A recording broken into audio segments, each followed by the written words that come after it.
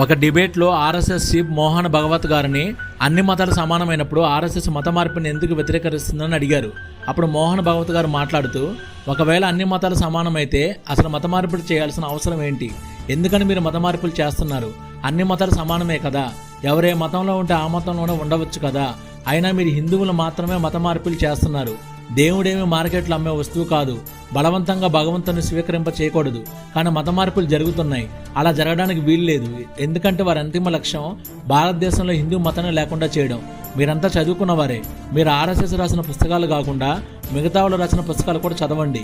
అప్పుడు మీకే అర్థమవుతుంది ఈ మత మార్పిడి ముఠాల లక్ష్యం ఏంటో. కేవలం ఆర్ఎస్ఎస్ మాత్రమే కాదు, పూర్తి సమాజం ఇలాంటి మత మార్పులను వ్యతిరేకరిస్తుందని అన్నారు. సార్, ఆ మత మార్పిడి ముఠాల లక్ష్యం ఏంటో భారతదేశంలో హిందూ మతాన్ని, సనాతన ధర్మాన్ని లేకుండా చేయడమే. కానీ మన ఆర్ఎస్ఎస్, బీజేపీ ఉన్నంత వరకు అది ఎట్టి పరిస్థితుల్లో జరగదు, జరగనివ్వం. జై హింద్.